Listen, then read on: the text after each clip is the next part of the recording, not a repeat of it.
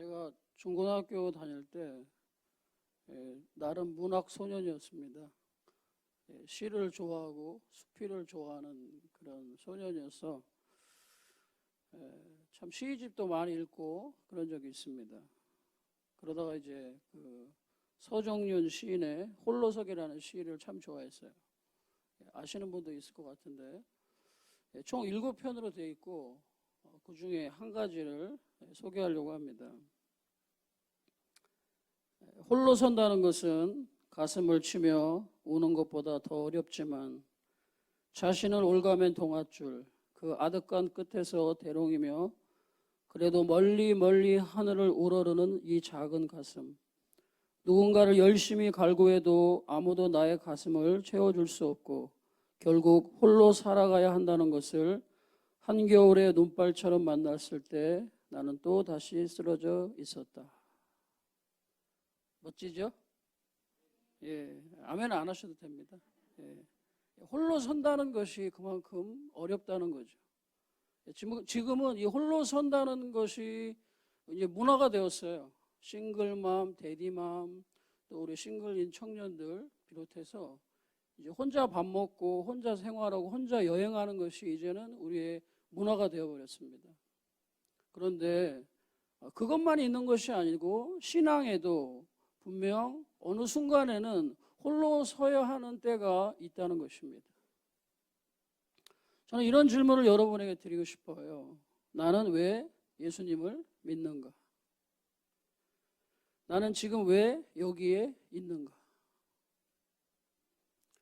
여러분, 우리가 예수님을 믿는 목적이 이 다음에 죽어서 천국에 가기 위한 것만 있을까? 나를 이 땅에 태어나게 하신 이유가 분명히 있고 나를 태어나게 하셨을 때는 분명히 뭔가를 이루라고 보내주셨다고 우리가 체리스쿨을 통해서 배우고 있지 않습니까?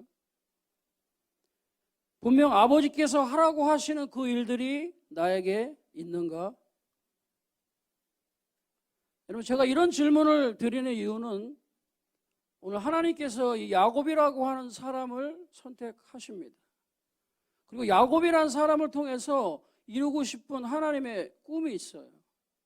그런데 이 청년인 야곱은 그런 것에 관심이 없습니다. 그리고 오직 자기 자신을 위한 삶을 위해서 모든 것을 다 쏟아붓고 있습니다. 소위 먹지 않고 잠자는 거 줄여가면서 자기 집과 부자가 되기 위해서 최선의 노력을 다하고 마침내 20년 만에 그 꿈을 이룹니다. 20년 만에 꿈을 이룬다고 해도 우리 청년들은 목숨 걸 겁니다. 그런데 20년만 해도 안 돼요, 지금은. 그러니까 너무 어려운 것이죠. 그런데 야곱은 진짜 부모님한테 물려받은 재산이 하나도 없고 자기가 정말 자수성가해서 그 꿈을 이룹니다. 수많은 가축들.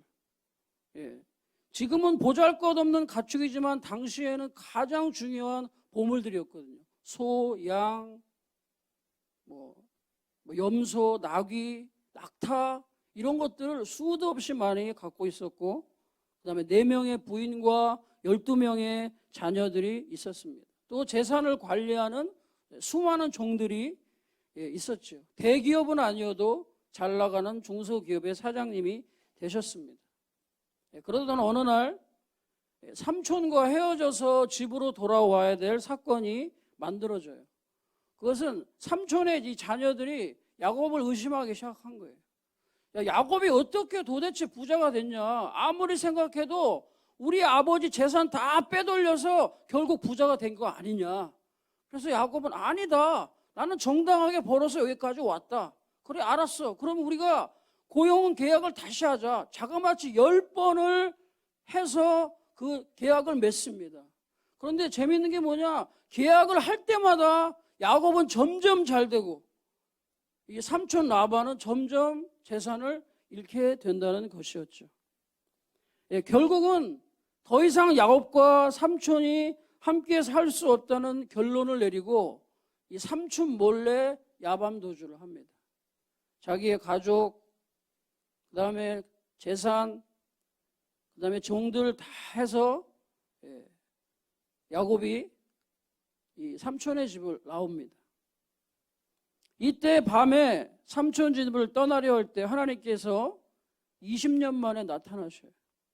그리고 이렇게 말씀하시죠.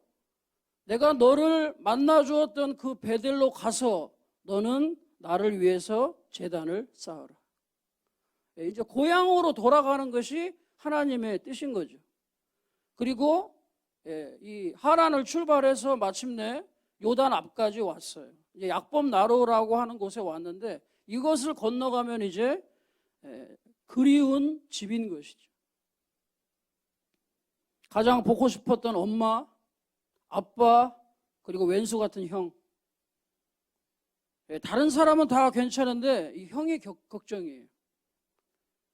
20년 동안 형을 단 한 번도 기억한 적이 없습니다. 형한테 연락하지도 않았어요. 그냥 그 인간 죽든지 말든지 아무 생각도 하지 않았어요. 그런데 이제 형을 마주해야 할 타임에 온 겁니다. 20년 전에 야곱이 밤에 집을 도망친 이유가 바로 형 때문인 거죠. 사실은 형 때문인 게 아니죠. 이 야곱이 형의 그 받을 복, 그 다음에 장자권 이런 것들을 다 빼앗아 버렸기 때문에 형을 피해서 살기 위해서 사실은 도망친 것이죠. 형으로 태어난 사람을 남자는 장남이라고 해서 특별한 혜택이 있습니다. 장남, 또 장녀가 있겠죠. 첫째는 이 장남은 하나님의 것입니다. 두 번째는 이 아버지가 이제 돌아가시기 전에 축복 기도를 합니다. 그러면 이 축복 기도가 그대로 다 이루어집니다. 세 번째는 이 재산을 상속받을 때 이 장남은 특별히 곱절로 받아요. 그러니까는 야곱은 태어나면서부터 이미 그 축복이라고 하는 것이 뭔지를 이미 직감으로 애 때부터 알았던 것 같아요. 그래가지고 이 엄마 뱃속에서 나올 때에도 그가 먼저 나오려고 했지만 잠깐 딴 생각한 사이에 형이 먼저 나가버렸죠. 그래서 그 이름을 형의 발뒤꿈치를 잡았다고 해서 야곱이라고 하죠. 그러니까 내내 생각하는 게 뭐냐? 어떻게 해야 형의 이 축복을 뺏을 것이냐? 이 축복을 어떻게 나의 것으로 만들 것이냐? 이렇게 그 당시 법으로는 그게 안 되는 거죠. 그런데 야곱은 그거 말고도 분명 길이 있을 거라고 생각합니다. 그리고 마침내 그 길을 찾아내요. 아주 이 야곱이라는 사람이 아주 집요한 사람입니다. 형을 위해서 팥죽을 쓰죠. 원래 에서는 들사람이에요. 남자입니다, 남자. 그러니까 이 캠핑을 좋아하고 사냥을 좋아해요. 텐트 쳐놓고 자기가 잡은 고기들 이렇게 요리해서 먹고 유튜브에 올리고 이런 걸 좋아해요. 페이스북에도 올리고 이런 걸 좋아합니다. 그리고 이 이스학은 이 에서가 만든 고기를 너무 좋아해요. 그러니까 아빠는 이 에서를 좋아하고 엄마는 야곱을 좋아하는 그런 집안의 분위기인 거죠. 그리고 야곱은 뭐냐? 별 취미가 없어요. 그냥 집에서 엄마랑 같이 이렇게 생활하는 게 그의 취미예요. 그런데 그의 중심 속에는 아주 강한 집념이 있어요. 그게 뭐냐? 바로 축복인 거예요. 내가 이 축복을 꼭 받아야겠다. 그래서 팥죽 프로젝트를 만듭니다. 형이 딱 올 때쯤 돼서 팥죽을 다 끓여요. 원래 이 에서라고 하는 이 조상은 에돔인데 불다른 뜻이에요. 팥죽을 막 씁니다. 팥죽 동짓날 이렇게 떡 좀 썰어놓고 하면은 얼마나 맛있습니까? 제가 전에 다닌 교회가 이렇게 팥죽을 쓸 때가 되면은 이렇게 산에 가는 사람을 위해서 팥죽을 다 써서 대접한 그런 교회가 있어요. 그러니까 형이 지금 엄청 배고프잖아요. 근데 동생이 팥죽을 쓰고 있어요. 그러니까 이렇게 말하죠. 그거 좀 나 좀 달라. 그러니까는 야곱이 뭐라고 합니까? 형의 장자권을 나에게 넘기시오. 자, 웃기죠. 아니 지금 이 상황에 그게 왜 나오는 겁니까? 근데 에서는 이 야곱이 아주 교묘하게 이것을 집요하게 파고 들어가고 있다는 전혀 예측을 못합니다. 그리고 바보 같은 놈이 너 가져. 나는 소용없으니까. 그런다고 이 장자권이 넘어갈 거라고 생각해서는 전혀 하지 못하죠. 근데 야곱은 어떻게 해서든지 기회를 살려고 노력합니다. 여러분 그거 아십니까? 하나님은요, 이 기회를 살려고 하는 사람들을 눈여겨보신다는 거죠. 그냥 어느 날 갑자기 하늘에서 뚝 떨어지는 그런 것이 아니라 뭔가 기회를 만들고 기회를 사고 이것이 나의 것이 되게끔 하는 그 일에 야곱은 대단한 집념을 이 속에 가지고 있어요. 성경은 이렇게 말합니다. 에서가 장자의 명분을 소홀히 여겼다. 대수롭지 않게 여긴 거죠. 그리고 이것은 당연히 자기에게 돌아올 몫이라고 생각한 것입니다. 잘못 생각하고 있는 거죠. 그리고 야곱은 훗날에 엄마하고 짜고 자기가 에서인 것처럼 속이지 않습니까? 왜냐하면 에서는 털 사람이에요. 털이 많아요. 그런데 야곱은 그냥 매끈매끈 사람이죠. 그러니까 눈을 뜨고 육안을 확인하지 않으면 에서와 야곱을 목소리밖에 구분이 안 되는 거죠. 그러니까는 이삭이 이제 돌아가실 때가 돼가지고 그 눈이 안 보이니까 그 손을 만져본 거죠. 근데 털이 있으니까 그렇다고 해서 이 사람 털하고 이 양털하고 구분을 못한다는 게 어쨌든 성경이 그래요. 아무튼 그래. 그래가지고 결국은 그 기회를 잃고 다 축복도 다 잊어버리게 된 거죠. 본인이 돌아왔을 땐 이미 축복도 끝나고 하나님께서 주시는 약속도 다 야곱에게 넘어갔어. 왜? 하면 기회를 살려고 했기 때문입니다. 나이가 많든 적든 하나님이 주시는 기회, 그것은 반드시 붙잡아야 할 것이 우리의 또 다른 목적이 될 수 있다는 것입니다. 그래서 에서는 혼잣말로 합니다. 내가 이제 아버지는 돌아가실 때가 다 됐다. 이제는 야곱을 내가 죽여서 내 한을 풀리라. 그냥 혼자 생각하지 이걸 또 얘기를 해버렸네. 그러니까 뒤에 있던 엄마가 그걸 또 들었죠. 야, 이래가지고 내가 아빠도 잃고 니네 다 잃게 생겼으니까 너는 얼른 이 삼촌네 집으로 도망가라. 그때가 바로 20년 전인 거예요. 여러분, 이 야곱이 20년 전에 집을 떠난 게 또 밤이에요. 하란에서 나올 때도 밤이고 약복강에 이르렀을 때도 밤이고 20년 전에 빈털터리로 지팡이 하나 들고 삼촌네 집을 갈 때도 역시 밤이었습니다. 야곱은 궁금했어요. 왜냐하면 형이랑 마주해야 되니까 이 형을 어떻게 해결할 거냐. 왜냐하면 야곱은 본인이 계획해서 생각해서 이루지 못한 일은 단 한 번도 없습니다. 오히려 생각하고 계획한 것은요 다 이루었어요. 그리고 엄청나게 정말 성공을 이룬 그런 케이스인 것이죠. 그런데 안 되는 사람이 누구냐? 바로 이 에서인 거예요. 그래서 자기네 집에 있는 종을 그 집의 분위기를 살피려 부모님 집에 보냈어요. 그랬더니 이 에서가 뭘 하고 있느냐? 야곱 축 환영 현수막 걸고 야곱을 환영했을까요? 아니죠. 400명의 군사를 거느리고 20년 동안 칼을 갈고 야곱을 기다리고 있습니다. 와, 이젠 진짜 큰일 난 거예요. 야곱이 그 보고를 받는 순간 이렇게 이야기합니다. 혼자 이렇게 얘기했을 거예요. 이제 나는 죽었고 내 재산은 다 빼앗길 것이고 그 다음에 나의 아내와 자녀들은 다 종으로 팔리든지 다 뿔뿔이 흩을 것이다. 그러니까 아무 생각이 나지 않는 거죠. 임자를 아주 제대로 만났어요. 하나님께서 그렇게 하신 거죠. 왜냐하면 하나님도 야곱을 20년 동안 기다렸거든요. 여러분, 하나님이요 언제까지 기다리고만 계시지 않습니다.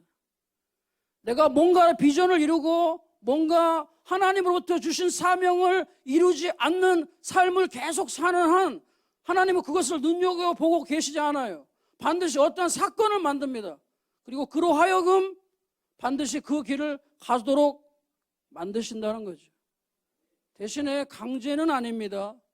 억지는 아니에요. 그리고 20년 전에 베델에서 만났던 하나님을 다시 기억합니다. 우리 창세기 28장 잠시 보겠습니다.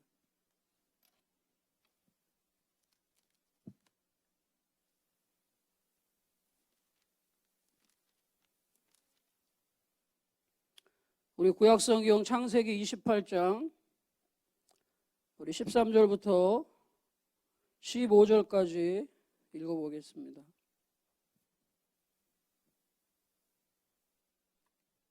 성경을 몇 군데 찾아야 되니까 이렇게 성경책을 펴놓으시면 좋겠습니다. 우리 한 목소리 읽겠습니다. 또 본즉 여호와께서 그 위에 서서 이르시되 나는 여호와니 너의 조부 아브라함의 하나님이요 이삭의 하나님이라. 내가 누워있는 땅을 내가 너와 내 자손에게 주리니 내 자손이 땅의 티끌같이 되어 내가 서쪽과 동쪽과 북쪽과 남쪽으로 퍼져나갈지며 땅의 모든 족속이 너와 내 자손으로 말미암아 복을 받으리라. 내가 너와 함께 있어 내가 어디로 가든지 너를 지키며 너를 이끌어 이 땅으로 돌아오게 할지라. 내가 내게 허락한 것을 다 이루기까지 너를 떠나지 아니하리라 하신지라. 아멘. 예, 하나님이 계시지 않을 것이라고 생각했던 그 베델 어느 장소에서 돌베개를 베고 잠을 자고 있는 이 야곱에게 하나님이 나타나신 거죠. 그리고 그에게 너를 향한 나의 계획은 바로 이것이다라고 말씀하시죠. 내 자손이 땅의 티끌같이 돼요. 내가 서쪽과 동쪽과 북쪽과 남쪽으로 퍼져나갈지며 땅의 모든 족속이 너와 내 자손으로 말미암아 복을 받으리라. 야곱을 향한 하나님의 계획은 이스라엘의 기초를 놓는 겁니다. 예, 기초를 놓으려고 하는 이 사람이 하나님의 비전과 꿈에는 아무런 관심이 없어요. 그리고 오직 자기 자신을 향해서 달려가고 있는 이때에 하나님은 다시 20년 전에 그에게 말씀하신 이 사건을 다시 기억하게 합니다. 그리고 야곱은요, 보기 좋게 하나님과 딜을 합니다. 만약 하나님이 계시다면, 나를 다시 이 집으로 돌아오게 하신다면 분명 하나님은 나의 하나님이 되실 것이고 나는 반드시 내 재물의 10분의 1을 하나님께 드리겠다고 약속하죠. 그리고 이 약속에 의해서 살아간 것이 아니라 오직 자기의 자아를 위해서, 자기의 생각과 자기의 마음을 위해서 야곱은 줄기차게 살아갑니다. 그러나 지금 상황은 자기 중심으로 살 수 없게 되어 있어요. 왜냐하면 에서는 뇌물로 어떤 수단과 방법이 통하지 않습니다. 임자를 만났어요. 이 죽이겠다고 다가오는 형과 마주해야 하는 야곱은 더는 방법이 없습니다. 그리고 하나님 앞에 홀로 섭니다. 여러분, 사람이요, 인생의 어느 순간에서 하나님 앞에 홀로 선다, 그런 기회가 많지 않습니다. 어떤 때인 겁니다. 어떤 때. 우리 생활로 얘기하면 어떤 유아기, 청소년기, 청년기, 결혼기, 어떤 인생의 전환기, 또한 지금처럼 미래를 알 수 없는 이 불투명한 속에서는 더더욱 하나님 앞에 홀로 서야 할 시간이 있다는 것이죠. 하나님 앞에 홀로 서는 시간, 하나님 앞에 독대하는 이 시간 너무나 중요합니다. 그런데 만약 우리가 이 하나님 앞에 홀로 서는 시간이 없다면 어떤 현상이 일어나느냐? 두 가지 현상이 일어납니다. 첫째는요, 자기가 가진 자산을 생각합니다.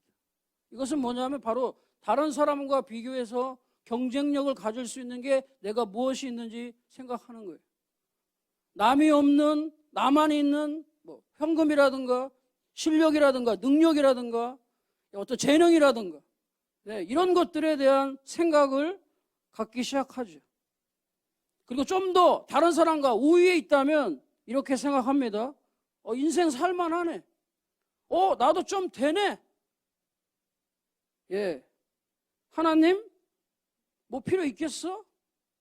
이렇게 잘 나가고 있는데 얼마나 잘 나가실 수 있겠어요? 하나님 없이 얼마나 잘 나갈 수 있겠습니까? 한두 번은 되겠죠. 그런데요, 반드시 내 힘으로 안 되는 그런 상황들을 하나님이 만나게 하세요. 왜냐하면 그대로 계속하면 결국 어떻게 되냐? 멸망하는 것이거든요. 왜? 교만은 우리를 패망케 하는 이유가 된다고 말씀하셨어요. 두 번째는요, 내가 가진 것이 적을 때입니다. 내가 다른 사람과 비교했을 때 실력도 안 되고 능력도 안 되고 외모도 안 되고 아무것도 안 된다면 우리 그다음부터는 우리가 살 수 있는 것을 찾을 것입니다. 내가 의지할 수 있는 대상. 인터넷에서 검색하겠죠. 그리고 인맥을 찾겠죠. 그리고 대출은 얼마나 되는지 알아볼 것입니다. 왜냐하면 내가 살아야 되기 때문에 이것에 대해서 우리는 분명히 찾아낼 것입니다. 또한 뇌물이 왔다 갔다 하겠죠. 불의의 지배를 받게 되고 이것 또한 역시 망하는 길이라는 것입니다. 여러분, 이 두 가지 현상의 공통점은 뭐냐? 하나님과 홀로 서 있는 시간이 없었을 때 발생한다는 거예요. 그러니까는 에서를 만나기 전에 이미 싸움은 끝나 있어야 합니다. 여러분, 하나님과 먼저 독대하셔서 하나님과 쇼부 보지 않는 한 우리는 에서라고 하는 삶의 문제를 만나면 당황하게 되고 놀라게 되고 무엇을 해야 될지 어리둥절하게 되죠. 그런데 하나님과 만나서 독대해서 하나님과 해결받다면 더 이상 에서는 문제가 아닙니다. 여러분, 이 하나님과 씨름해서 결과를 얻은 사람들은요, 결과에 연연하지 않습니다. 모든 것을 다 그대로 받아들인다는 것이죠.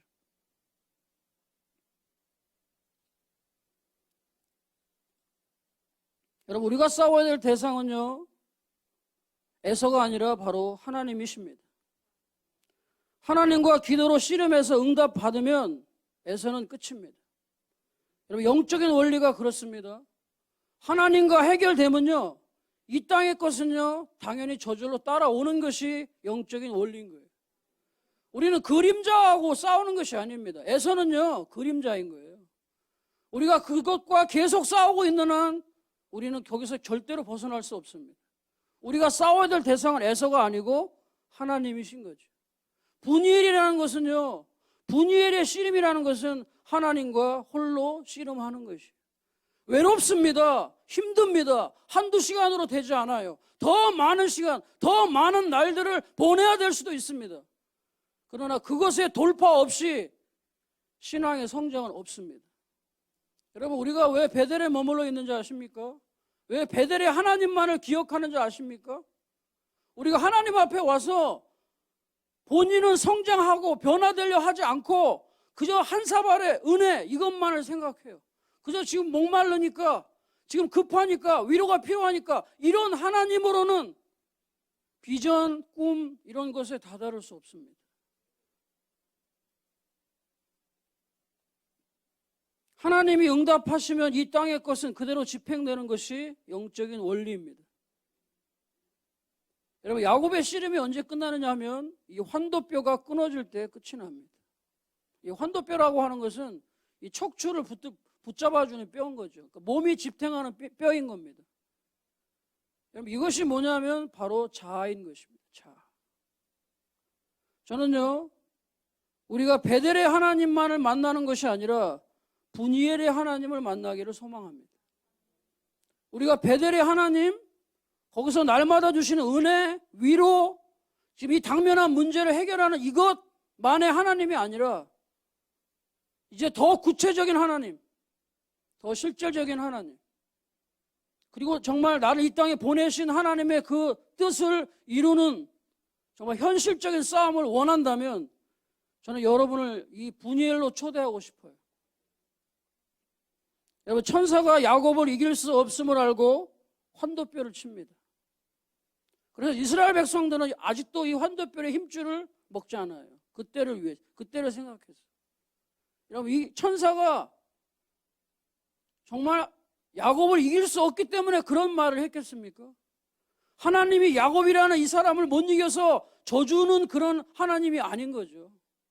왜냐하면 그 뿌리 깊이 내재되어 있는 하나님의 축복, 그것이 자기가 열심히 노력해서 이루어질 거라고 생각했던 그 축복 아닙니다. 하나님은 더 길게 보는 거죠. 그 야곱을 통해서 이루고 싶은 하나님의 꿈이 있는 것이죠. 그리고 그 사람을 통해서. 그런데 야곱은 짧았죠. 그냥 내 집안을 일으키고 남에게 욕먹지 않고 그냥 내가 하고 싶은 일 하면서 사는 그 정도로 만족했지만 하나님은 아니었어요. 그렇다고 그 꿈을 짓밟는 하나님은 아니라는 거예요. 하나님은요, 더 큰 우주 속에서 그 작은 꿈들을 이루어가며 뿐만 아니라 그를 통한 하나님이요, 사람이 없어서 야곱을 택했겠습니까? 자기 고집 강하고 자기 주장 강하고 자기 뜻대로 안 되면 드러눕고 수단과 방법 가리지 않고, 그러니까는 이 야곱의 그 라반의 삼촌의 양을 돌볼 때도 얼마나 정말 이 치밀하게 이걸 했냐면, 이 부실한 양들, 부실한 부모들이 오면은, 미안합니다, 부실한 어미들이 오면 다 옆으로 치우고, 이 딱 봐서 건강한 새끼를 낳을 것 같으면 다 그런 새끼만 다 자기 거로 만든 거죠. 그러니까는 속이고 사기쳐서 그것을 이루는 데는 야곱이 전문가인 거예요. 그런데 그렇게는 하나님이 쓸 수 없는 거죠. 그래서 어떻게 해요? 야곱을 꺾습니다. 그런데 야곱을 하나님이 꺾는 것이 아니고 야곱 스스로가 자기를 꺾어요. 여러분, 우리가요, 이 신앙생활에서 한 번쯤은요, 이 자기를 꺾는 시간이 필요합니다. 저는 이 시간이 편하고 좋고 이런 시간이라고 생각하지 않아요. 이 시간은요, 정말 힘든 시간입니다. 왜냐하면 자기의 의지를 꺾는다. 정말 자기가 하고 싶은 일이 있는데 그것을 꺾는다. 보통 일이 아닙니다.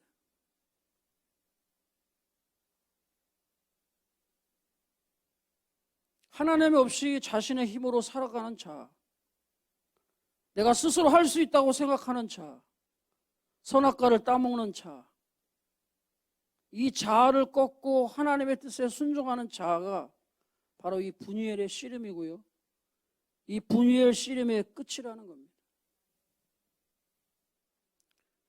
저는 그렇다면 우리 자신에게 이런 질문을 할 필요가 있다고 생각합니다. 나는 하나님 앞에서 자아를 꺾는 분이엘의 씨름이 있었는가? 용서가 안 되는 사람을 용서하는 씨름, 나의 권리를 포기하는 씨름, 눈에 보이는 쉬운 길과 눈에 보이지 않는 좁은 길 사이에서 선택해야 하는 씨름, 끓어오르는 분노를 온유와 회개로 바꾸는 씨름, 말씀 앞에 모든 것을 내려놓는 씨름, 언제 끝날지 모르는 길고 어두운 터널을 믿음으로 참으며 통과해야 되는 씨름.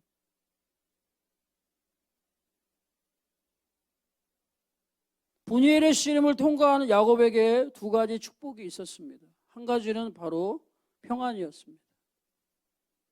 더 이상 에서가 문제가 되지 않았습니다. 그렇죠. 환경은 그렇게 쉽게 바뀌지 않습니다. 사람도 마찬가지입니다. 뭐가 바뀌느냐? 바로 우리 자신이 바뀌는 것이죠. 우리가 자아를 꺾을 때, 정말 쉽지 않은 선택을 주님을 위해서 했을 때 주님이 기억하십니다. 주님은요, 그냥 이렇게 날로 다 받아 드시는 분이 아니에요. 우리가 선택하고 결정하고 갑질을 한 것에 대한 책임을 하나님은 반드시 지시는 분인 거죠. 더 이상 에서가 문제가 되지 않았어요. 왜냐하면 에서보다 더 큰 하나님을 만났기 때문입니다. 그저 성경에 계신 하나님이 이 약복나루를 통과하면서 하나님이 그의 삶으로 찾아오신 겁니다. 귀로만 들은 하나님. 여러분, 야곱을 성경에 설명할 때 이렇게 말하죠. 아브라함의 하나님, 이삭의 하나님, 그리고 야곱의 하나님. 아버지 아브라함, 할아버지 아브라함, 아버지, 그건 그들의 하나님인 것이지 야곱의 하나님은 아니에요. 나의 하나님인 거죠. 우리 목사님의 하나님, 장로님의 하나님이 아닌 겁니다. 오늘 나의 하나님, 오늘 나의 스토리가 있어야 한다는 거죠. 그 스토리가 어디서 만들어지느냐? 바로 약복나루입니다. 하나님과 홀로 독대해야 되는 자리, 아침이든 점심이든 저녁이든, 그때가 언제인지 저는 모르지만 우리는 분명히 하나님 앞에 이것을 위해서 독대해야 될 필요가 있다는 것입니다.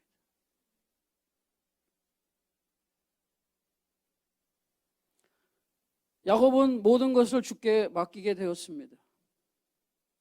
그러자 어떤 일이 발생했습니까? 그 밤에 에서가 바뀐 것이죠. 20년 만에. 여러분, 복수라는 것이요, 그렇게 쉽게 없어지던가요? 저 인간, 이게 쉽게 없어지던가요? 결코 없어지지 않습니다. 죽을 때까지 그것이 남아요. 그런데 이것을 어떻게 하느냐? 하나님 앞에 가져가죠. 그리고 그를 용서하기로 결정하는 거예요. 그리고 에서는 죽이려 왔다가 야곱을 가이드하는 사람으로 바뀝니다. 하나님이 하신 거죠.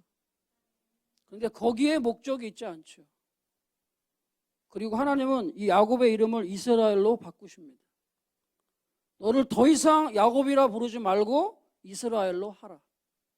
그것은 네가 하나님과 사람과 겨루어서 이었다. 억지로 하나님께 얻어낸 것이 아닙니다. 자기가 스스로 하나님 앞에 드린 거죠. 그리고 그 이름이 이스라엘, 하나님의 통치를 받는 사람으로 바뀌었습니다. 여러분, 우리가 하나님의 통치를 즐겁게 받는 사람, 정말 기쁘게 받을 수 있는 사람이 되기를 축복합니다. 여러분, 이 야곱의 12아들이 이스라엘 지파가 되고 그들의 12지역이 됩니다. 그리고 예수님의 12제자, 어리어리한 이 12제자, 야곱과 똑같습니다. 그러나 성령을 받고 거듭난 그들은 땅끝까지 복음을 전하는 초석이 됩니다. 하나님의 교회의 초석이 되죠. 물이 바다를 덮음같이 여호와의 영광을 인정하는 것이 온 땅에 가득한 그 시작이 바로 예수님의 12의 제자들이라는 것이죠. 저는 말씀을 마치려고 합니다.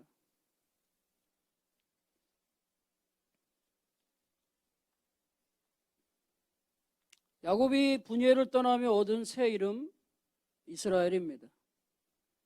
여러분의 새 이름은 무엇입니까? 아직 받지 못했다면 아직 분이엘을 들르지 않은 것입니다. 분이엘로 오시기 바랍니다. 새로운 인생을 살아갈 여러분의 이름표가 준비되어 있습니다. 여러분은 더 이상 야곱이 아니라 오늘부터 이스라엘입니다. 저는 이것을 데스티니라고 하는 책에서 발췌했습니다.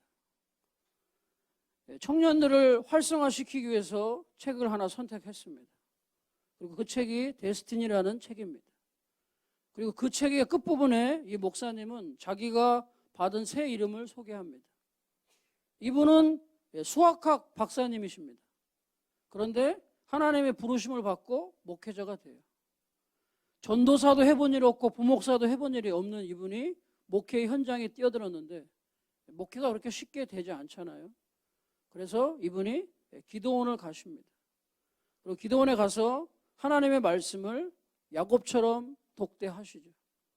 그리고 긴 시간을 하나님 앞에 마주하고서 앉아 계시다가 어느 날 하나님이 말씀하셨어요. 너희 목회는 이렇게 될 것이다 라고 쭉 말씀하시고 마지막에 그에게 이름을 주셨어요. 그 이름이 뭐였냐? 다니엘이었습니다.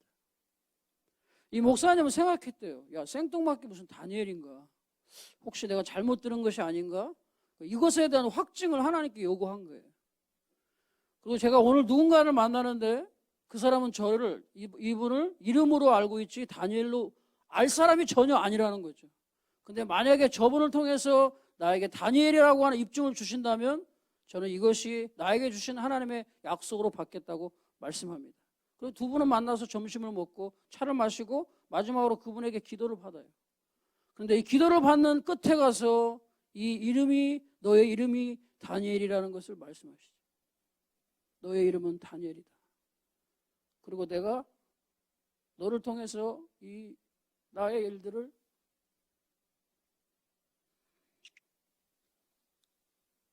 이루어 갈 것이라고 말씀하십니다. 기도하겠습니다.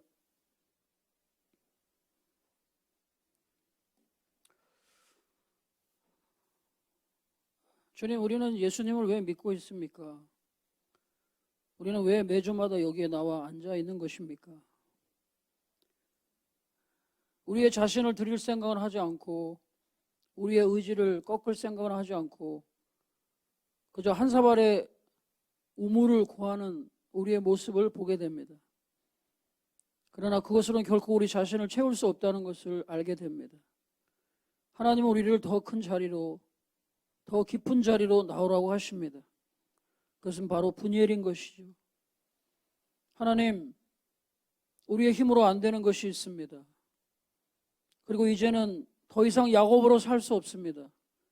이제는 이스라엘로 살고 싶습니다. 오늘 그런 사람이 있다면 주님 앞에 기도합시다. 하나님, 저는 더 이상 야곱으로 살지 않겠습니다. 오늘부터 저는 이스라엘로 살겠습니다. 저는 더 이상 나 중심으로 살지 않고 하나님 중심으로 살겠습니다. 하나님, 저희들이 이 분이엘을 통해서 하나님을 만나겠습니다. 하나님, 우리들 만나 주십시오. 야곱의 하나님이 아니라 나의 하나님으로 오늘 우리를 만나달라고 우리 시간 합심해서 동서로 기도하겠습니다. 은혜가 풍성하신 아버지 하나님, 참으로 감사합니다. 하나님, 우리는 왜 여기에 앉아 있습니까? 나는 왜 예수님을 믿고 있습니까? 하나님, 혹시 내가 이루지 못하는 아버지 내 힘으로 안 되는 그것 때문입니까? 하나님, 우리의 얄팍함을 불쌍히 여겨 주시옵소서. 하나님, 우리가 더 이상 속이는 자로 사기꾼으로 살지 않도록 도와주십시오. 하나님, 한 사발의 물에 만족하는 것이 아니라 정말 더 큰 태양 속에서, 더 큰 바다 속에서 하나님을 만나는 저희들이 되기를 소망합니다. 우리가 베델의 하나님으로 만족하지 않게 하여 주십시오. 은혜의 하나님, 자비의 하나님, 위로의 하나님만이 아니라 바로 더 큰 비전과 그 꿈을 이루기를 원하시는 하나님이 되신다는 것을 우리가 알고 하나님 앞에 기꺼이 나아가며 몇 날 며칠을 앉아있는, 그래서 나의 하나님으로 되어지는 새 이름을 얻는 이스라엘로 우리가 주님 앞에 세워지게 하여 주시옵소서. 하나님, 더 이상 세상 바라보지 않겠습니다. 환경 바라보지 않겠습니다. 사람 바라보지 않겠습니다. 우리가 의지해야 될 분, 우리의 안정감을 둬야 될 분 바로 당신이십니다. 우리가 그렇게 고백하며 우리의 일상을 주님 앞에 올려드리는 삶이 되게 하여 주시옵소서.